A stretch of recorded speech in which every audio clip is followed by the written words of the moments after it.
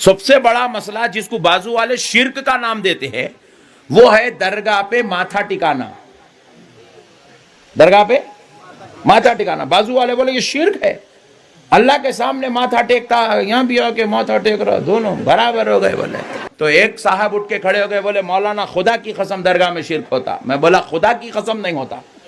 بولے صاحب اب امبا جوگی آئی گئے ہو تو شرک یہاں ہوتا ہے, درگاہ میں دیکھ کے جاؤ. بولے میں بولا چلو کل صبح فجر کی نماز یہیں پڑھتے ہیں, دیکھیں گے کہاں ہوتا شرک. فجر کی نماز پڑھ کے مسجد سے نکل کے درگاہ کو آئے تک اپنا ایک پٹھا سنی انہیں آیا, درگاہ پہ جھکا, ہاتھاں بھی رکھا, پیراں بھی رکھا, درگاہ پہ سر بھی رکھا, دل کے اندر رگڑ رہا.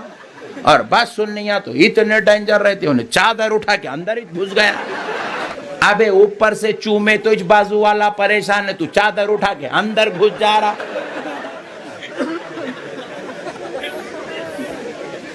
نہیں. اور پھر بعض لوگ تو اور خطرناک رہتے, وہ درگاہ کی وہ لگا کے چادر کے اندر ہاتھ ڈال کے درگاہ کو رگڑتا, رگڑ کے نکال کے یہاں لگا لے رہا, یہاں لگا لے رہا, یہاں لگا لے رہا. ابے حولے, تو ہاتھ لگایا تو نے مر جا رہا, تو کیا کیا کچھ لگا لے رہا. یہ حرکتاں دیکھا تو بازو والے کا ٹینشن, بی پی, شوگر سب کچھ بڑھ گیا. بولے نقشبندی صاحب رات بھر 5000 آدمی کو بٹھا کے چلا چلا کے بولے درگاہ میں شرک نہیں ہوتا.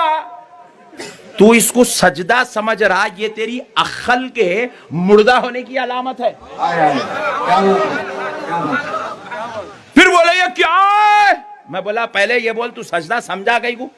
بولے دونوں پیر بھی ٹک گئے, دونوں گھٹنے بھی ٹک گئے, دونوں ہاتھاں بھی ٹک گئے. بولے ناک بھی ٹک گئی. بولے پیشانی بھی ٹک گئی. بولے سجدہ ہے. ارے میں بولا ہولے, انہیں سجدہ نہیں کر رہا رے, انہیں محبت میں ولی کے قدموں کو چوم رہا. اور میرے بھائی مسئلہ یہ ہے کہ یہ جو یہ باتیں کر رہے ہیں نا اس قسم کی, ان کو سمجھائیں کہ اللہ کے بندوں عقل کے ناخن لو. عشق دے چلے نمبر لے گئے عقل والا انجے ہی عمرہ گالیاں. یہ جو آپ نے ڈاکٹرائن کھڑی کر دی ہے, یہ میرے بھائی ڈاکٹرائن تو نبی علیہ السلام نے نہیں کھڑی کی ہے. ابو داؤد میں, ترمذی میں, ابن ماجہ میں, سنن کبریٰ البیہقی کے اندر, المستدرک للحاکم میں صحیح سند کے ساتھ یہ حدیث ہے کہ ایک شخص ہیرا نامی گاؤں سے کوفے کے پاس سے آیا اور اس نے نبی علیہ السلام کو آ کے سجدہ کیا. قیس بن سعد ان کا نام تھا. آپ اپنا سر اٹھا, یہ کیا کر رہے ہیں؟ ان کے یا رسول اللہ علیہ وسلم میں وہ کوفے گیا تھا نا, نجدیوں کے شہر, یہ نجدی میں کہہ رہا ہوں کیونکہ کوفے والے نجدی ہیں اصل میں, وہاں پہ میں نے دیکھا لوگ اپنے سردار کو سجدہ کرتے ہیں. تو آپ تو اللہ کے نبی ہیں, آپ زیادہ حقدار ہیں کہ ہم آپ کو سجدہ کریں. تو آپ نے فرمایا جب میں فوت ہو جاؤں گا تو میری قبر سے گزرو گے, کیا میری قبر پہ بھی سجدہ کرو گے؟ کہا نہیں یا رسول اللہ. تو فرمایا پھر مجھے کیوں کر رہے ہو؟ اگر میں سجدہ جائز سمجھتا تو بیویوں سے کہتا کہ اپنے خامدوں کو سجدہ کریں, اس حق کے سبب جو اللہ تعالیٰ نے ان کے لیے رکھا ہے. تو اس سے ابھی نے تو نہیں کہا یا رسول اللہ یہ تو محبت کا سجدہ ہے, محبت والوں کے تو فتوی ہی نہیں لگتا. یہ تو آڑے بابے ہی کہندے نے, صحابہ کرام نہیں سرے کہندے کہ محبت والوں پہ فتوی نہیں لگتا. محبت کی ابتدا اور انتہا نبی صلی اللہ علیہ وآلہ وسلم کے مبارک قدموں تک پہنچنا ہے. آپ صلی اللہ علیہ وآلہ وسلم کی مبارک تعلیمات ہیں, ٹھیک ہے جی. اس کے علاوہ جو بھی محبت کے کرائٹیریا ہیں وہ ردے کی ٹوکری میں. یہ بات ذہن میں رکھیے گا. اگر نبی علیہ السلام ایک چیز سے منع فرما دے, آپ کو کہ جی میں پھر بھی سجدہ کروں گا, جس طرح اعلیٰ حضرت نے ایک شعر کہا ہے, سر سوئے روزہ جھکا پھر تجھ کو کیا, دل تھا ساجد نجدیا پھر تجھ کو کیا. وہ کہتا ہے میں روزہ رسول کے سامنے جب سر جھکایا نا تو میں دل سے تو حضور کو سجدہ کر رہا تھا. اس طرح ان کو بھی خیال تھا کہ فزیکلی حضور کو سجدہ نہیں کرنا ہوتا حرام ہے.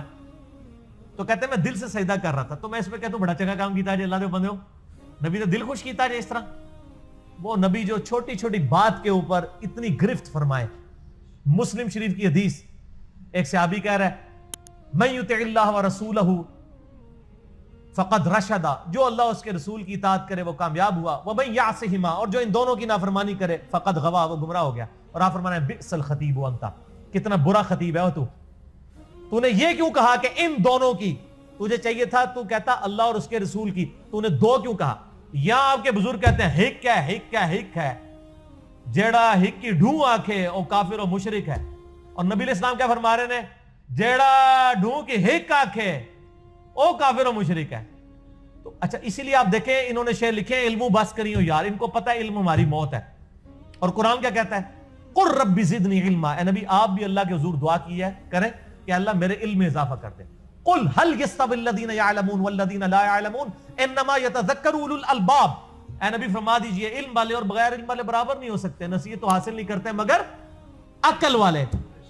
یہ عقل علم یہ ساری باتیں. انما یخشى اللہ من عباده العلماء، اللہ کی معرفت صرف اہل علم کو. یہ ساری آیتیں جو ہیں یہ آیتوں میں تو کہیں عشق اور چلے تے تواڈے چل ایسے چلے ہی ہو ایسے صحیح کہندے نے عشق دے چلے نمبر لے گئے اور نمبر ایتھے ہی نے انہاں دے ناچن گے تے ویلا سٹیاں جان گیاں آخرت عشق دے چلے دی پھینٹی لگ جانی جے.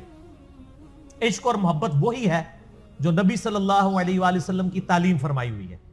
ادروائز جو بھی آپ چیز آگے بندہ کہتا ہے جی نبی علیہ السلام جو ہے میں آپ کو سجدہ کروں گا، حضرت آدم کو بھی تو فرشتوں نے کیا تھا، تو اسی لیے کہا جاتا ہے حکم جو ہے ادب پر فوقیت رکھتا ہے.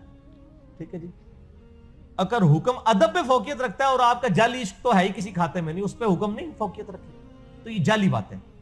وہ کہتے ہیں جی بلے شاہ نے نچ کے مرشد بنایا سی، تو اعلیٰ حضرت تو خود احکام شریعت میں لکھ رہے ہیں کہ یہ قوالی ناچ گانا یہ صوفیاء کی بدعت ہیں، اور ہم یہ شرم کا مقام ہے کہ ہم تمہیں بخاری مسلم ابو داؤد ترمذی نسائی ابن ماجہ سے حدیثیں پیش کرتے ہیں ان چیزوں کی حرمت پہ، اور تم ہمیں بزرگوں کے واقعات سناتے ہو. ان روایتوں کا کیا کام؟ آپ کے ساتھ ہی میرا قوالی والا کلپ بھی ریکارڈڈ موجود ہے. وہ صوفیاء تو اہل حضرت کو بھی نہیں نہ مانتے جی، صوفیاء اہل حضرت کو بھی کوئی نہیں تو مانتے. پھر اس کا مطلب ہے کہ ہمیں یہ تانا دیتے تھے تھوڑا کو روحانی باپ کوئی نہیں ہے، اس کا مطلب انہوں نے بھی کوئی نہیں ہے. پھر اعلیٰ حضرت کو اگر نکال دیتے ہیں تو پیچھے کیا رہ جاتا ہے؟ اعلیٰ حضرت کا تو ان کو شکر گزار ہونا چاہیے کہ ان کے جو جعلی عقیدے تھے نا، جن کے پیچھے کوئی قرآن و حدیث کی آیات نہیں تھی، ان کو بھی اعلیٰ حضرت نے کسی طریقے سے ثابت کاری دی ہے.